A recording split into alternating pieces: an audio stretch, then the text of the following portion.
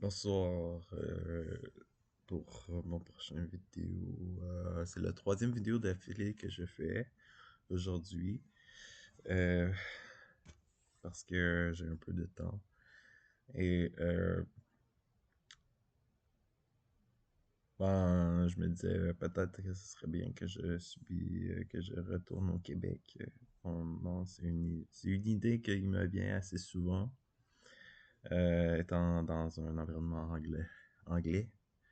Je vois que c'est pas juste la langue anglaise qui est différente, mais aussi la culture, la façon de penser, la façon de percevoir le temps, la façon de s'amuser, la façon de flirter, qu'est-ce qu'on valorise, qu'est-ce qu'on priorise.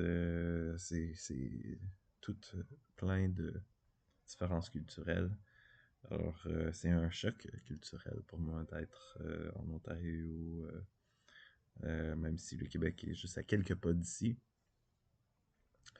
Euh, Peut-être Montréal aussi même est un choc culturel parce que venant de plus de la ville de Québec, je n'étais pas habitué au multiculturalisme et à la connexion avec l'Amérique du Nord, Toronto, New York et la grande ville. Donc, euh, pas pour dire que j'ai pas réussi à accomplir de grandes choses en venant du côté de l'Ontario, de la grande ville. Mais je trouve que je stagne. Je stagne. Puis j'ai de la misère à même retrouver même les petits plaisirs que je pouvais avoir euh, dans la vie de tous les jours, quand même que j'étais à Montréal ou du côté de Québec. Simplement parce qu'il y a personne qui parle français. Et c'est souvent dans la solidarité, dans les activités de groupe, dans la communauté, que je pouvais m'épanouir ou trouver, euh, trouver du plaisir. Et que quand j'étais à Montréal, ça s'est bien passé pour certaines choses, pour ça. Mais à Toronto, c'est complètement différent et je suis complètement en désaccord avec la mentalité des gens ici. Euh, Dans le sens de faire de l'argent, d'avoir des titres, d'évoluer dans sa carrière, le monde, avant le point de connexion avec le monde, ça commence avec qui es-tu? Est-ce que tu es un ministre? Est-ce que tu es un docteur? Quel genre de carrière? Est-ce que tu as... alors, moi, j'ai jamais jugé les personnes concernant leur niveau de leur titre ou leur hiérarchie ou leur niveau d'argent, combien d'argent ils ont dans leur compte ou combien d'objets ils ont, est-ce qu'ils ont une maison ou quoi que ce soit. Ça n'a jamais été ma façon de juger les gens. Moi, j'ai jugé tout le temps par rapport à est-ce qu'ils sont gentils, est-ce qu'ils sont intéressants, est-ce qu'ils ont les mêmes centres d'intérêt que moi. Alors moi, j'ai vraiment pas de trouble à me tenir avec quelqu'un de pauvre. Je ne juge absolument pas sa pauvreté. Je ne juge pas.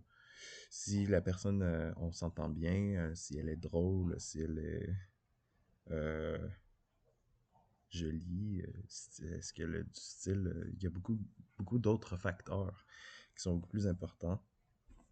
Est-ce qu'on peut s'amuser ensemble?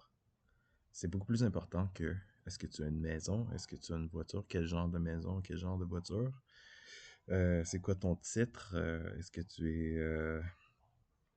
tu as plus que 100 000 pièces dans ton compte? Est-ce que ta photo est sur les billets de l'argent? Est-ce que, parce que on veut pas savoir vraiment qui tu es autre que qui tu es, quel titre est-ce que tu as? Alors pour moi, c'est pas comme ça que je fonctionne, c'est pas comme ça que je juge le monde. J'aime pas ça être avec des personnes même qui jugent le monde comme ça. Euh, mais ça ne veut pas dire que si t'as pas un bon statut social, que tu vas être nécessairement quelqu'un avec qui je voudrais bien m'entendre, que je vais bien m'entendre. Parce que je sais que il y a des itinérances, ça veut pas dire que ils vont être nécessairement gentils, mais comme qu'est-ce que j'ai déjà dit dans une autre vidéo, certaines des personnes, des gens les plus gentils que j'ai trouvés, que j'ai rencontrés dans ma vie, c'était des gens dans la rue, des personnes qui ont vraiment ton bien à cœur, qui vont être là pour toi quand ça va compter. Ça va être des personnes de la rue, selon mon expérience. Pour moi, c'est beaucoup plus important la solidarité. Est-ce que tu vas avoir quelqu'un qui va être là avec toi quand ça va mal pour t'aider à t'en sortir? Il y a deux types de personnes. Est-ce qu'il va y avoir quelqu'un qui va t'aider à améliorer ta situation? Il va y avoir quelqu'un qui va nuire à détériorer ta situation. Et quand je rencontre, par exemple, la personne qui habitait dans le logement où j'étais, elle était définitivement dans la catégorie de nuire à ma situation. Alors, moi, ça me dérange pas combien d'argent elle a, si elle est capable de se payer un voyage à Las Vegas ou quoi. Moi, ce que je vois, est-ce qu'elle était capable de être à l'écoute ou être un levier pour moi pour que je puisse être plus efficace dans la vie. J'ai bien vu que c'est totalement l'opposé. J'ai vu qu'elle était une, une force destructrice qui allait détruire ma santé mentale, qui allait détruire ma santé physique, qui allait détruire tout ce que j'avais mis en place à travers toutes ces années. Alors, extrêmement destructive, une force de la nature destructrice que je ne veux pas, que je veux éviter, évidemment. Personnellement, je préfère de loin d'être avec des itinérants dans la rue qui seraient peut-être plus respectueux, moins violents. Alors, bon, ça l'empire, je veux dire, ça l'ajoute à mon fardeau, ça l'ajoute au fardeau de la culture québécoise, parce que c'est quand on s'attaque à moi, on s'attaque à toute ma communauté, on s'attaque à toute ma culture, parce que je représente d'où je viens. Alors, ben, je sais que la culture québécoise a beaucoup souffert par rapport à la violence et des abus qui ont été faits dans le passé. Et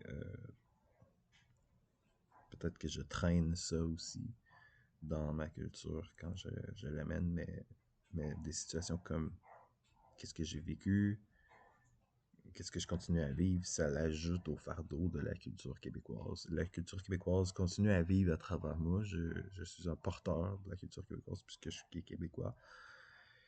Mais les obstacles auxquels je me heurte, les imprévus, ça l'ajoute au fardeau, ça l'ajoute à la misère de notre culture. Et je sais que je ne veux pas me baisser les bras et je veux pas me décourager. Mais oui, ça laisse des cicatrices, ça laisse des marques. Alors, ben, j'aurais voulu retourner au Québec. Je pense que le Québec, honnêtement, c'est la place qui est chez moi. La ville de Québec, c'est la place que je me sens le plus chez moi. Euh, et comme je disais, j'ai de la misère à avoir des relations sociales avec les personnes qui ne parlent pas français. Alors, ben, c'est un peu ça le gros défi là, d'être du côté de l'Ontario, puisque il n'y a pas beaucoup de personnes qui parlent français. Et quand il y a des personnes qui parlent français, c'est des personnes qui parlent français de l'Afrique, de d'autres endroits qui sont pas, ils ont pas beaucoup de choses en commun avec la culture au Québec. Alors, oui, j'ai le mal du pays. J'ai le mal du pays et présentement, je paye 1000 $ pour le loyer ici. C'est vraiment pas bien. Je pourrais avoir beaucoup mieux côté Québec à ce prix-là. Même la moitié du prix, je pourrais avoir mieux, je pense. Alors, et ça m'intéresse pas. Pour moi, il n'y a rien de pire que quelqu'un qui a de l'ambition et qui est prêt à tout pour avancer dans son statut, dans sa hiérarchie. Les, le type là, qui arrive à Toronto, là, bien motivé, là, qui veut progresser là, dans sa carrière, là, je trouve ça tellement pas endurable. Même le type qui est premier de classe, qui veut faire graduer et tout, je trouve ça pas endurable. Euh, alors, euh, alors, je sais pas, je veux pas, j'ai rien d'autre à ajouter pour le moment. Je suis en train d'écouter des vidéos sur le Québec et la personnalité, la culture québécoise pour voir parce que je vois qu'il y a une méchante différence entre le Québec et le reste du Canada anglais. Puis, c'est toujours bien de faire des comparaisons avec la France, puis de voir en quoi on est unique, puisque j'ai toujours de la misère à trouver ma place. Je n'ai pas encore l'impression d'avoir trouvé ma place. Je suis pratiquement un pied dans le refuge encore. Et en plus d'être dans un environnement anglophone, alors il n'y a même pas il n'y a même pas le lien de compréhension. Je sais que j'ai trouvé une intervenante que je vais pouvoir voir pendant 3 mois. Et j'ai hâte. Peut-être qu'elle va pouvoir m'aider sur le long terme. Mais pour le moment, je vais essayer de relaxer. Je vais me détendre le mieux que je peux. J'ai pas de pression là, sur moi. J'ai pas personne qui va m'attaquer là, dans mon logement. Alors, j'ai le temps de relaxer. J'ai le temps de... Puis quand ça vient aux besoins de base, ben, je peux toujours aller dans les ressources pour les repas gratuits. Puis je peux faire de l'introspection, de la lecture, puis écouter les nouvelles, puis peut-être éventuellement trouver un emploi, je sais pas. Mais j'ai pas, pour le moment, je suis pas en train de chercher pour l'emploi. Alors, je vais laisser ça comme ça. Ce que je voudrais avoir, c'est de la compagnie, premièrement. J'aimerais ça prendre un café avec quelqu'un, là. Peut-être, je vais pouvoir trouver quelqu'un dans le meet-up pour qu'on puisse se revoir plus souvent. Alors, merci. Bonne soirée.